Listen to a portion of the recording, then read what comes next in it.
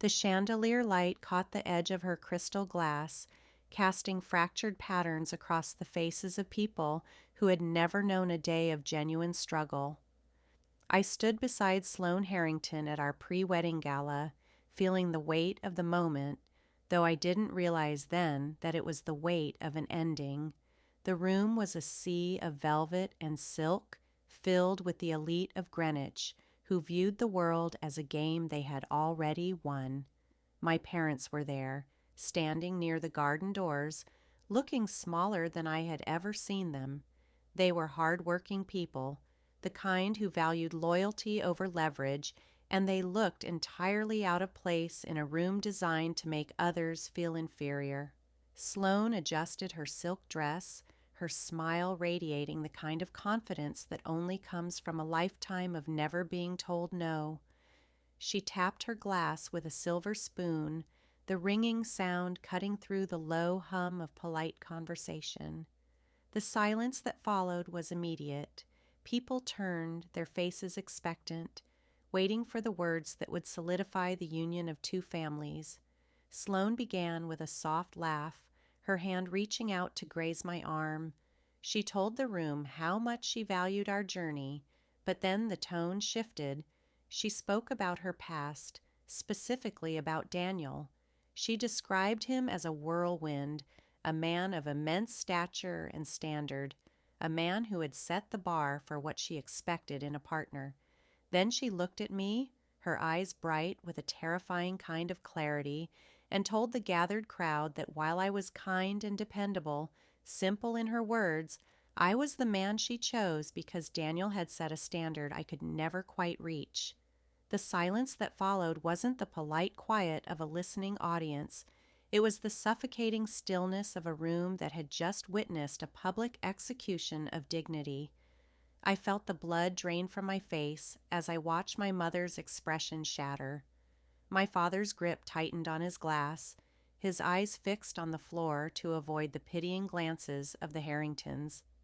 Sloane took a sip of her champagne as if she had just paid me a compliment. She honestly believed that her honesty was a gift, a way of keeping me grounded in the reality of my secondary status. For a long moment, I didn't breathe. I stood there, a prop in her narrative, realizing that for the 2 years we had been together, I had been an understudy in a play that was never going to give me the lead role. I waited. I didn't scream or storm out. I wanted to see if anyone would speak up.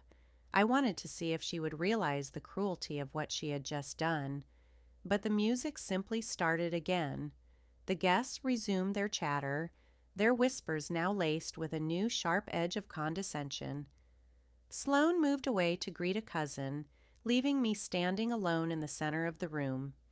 About 20 minutes later, Vivian Harrington, Sloane's mother, glided toward me with the grace of a predator. She placed a hand on my shoulder and told me not to be so sensitive. She said Sloane simply valued truth above all else, and that I should be grateful to be with a woman who didn't play games. I looked at Vivian and saw the blueprint for Sloane's cruelty. This wasn't a mistake, it was a culture. It was a world where love was a hierarchy, and I was at the bottom. By the time the formal speeches were scheduled to begin, a strange calm had settled over me. It wasn't anger. It was the absolute icy clarity that comes when you finally stop lying to yourself. The microphone was handed to me. The room went quiet again. Sloane looked at me with an encouraging smile, expecting a humble thank you, a gracious acceptance of my place. I took a breath, the air finally feeling clear. I told them I hadn't planned on speaking, but that after Sloane's earlier remarks, I felt compelled to share my own truth. I spoke about the concept of standards. I said that I had spent a long time trying to measure up to a ghost, trying to fit into a mold that was designed to make me feel small. I looked directly at Sloane and told her that a relationship isn't a performance review and a partner isn't a trophy to be compared to previous models. I told the room that I had finally realized I wasn't competing with Daniel. I was competing with a version of myself that was willing to accept being diminished for the sake of a wedding, and I wasn't that person anymore.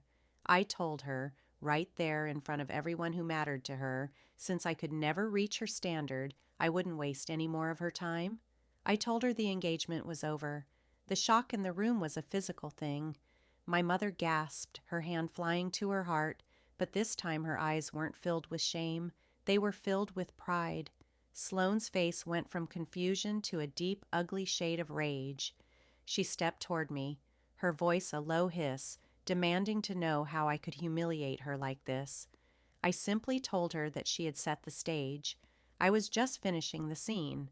I walked out of that club without looking back, the cool night air hitting me like a rebirth. A week later, I received a message from Daniel. He had heard about the gala through the grapevine. We met for coffee, not as rivals, but as two survivors of the same storm.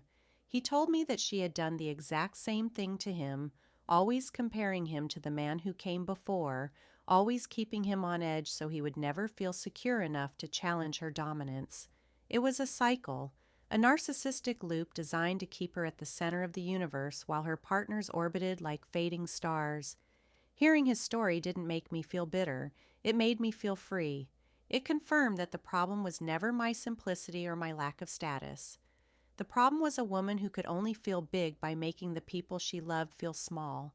Today, I look back at that night, not as a moment of loss, but as the moment I saved my own life. Walking away from a toxic dynamic isn't just about leaving a person, it's about reclaiming the territory of your own soul. If you find yourself being measured against someone else's past, remember that you are not a yardstick. You are a human being deserving of a love that sees you as the standard, not the compromise. If someone tests your loyalty by humiliating you, don't wait for an apology that will never come. Walk away because the only person whose respect you truly need to keep is your own.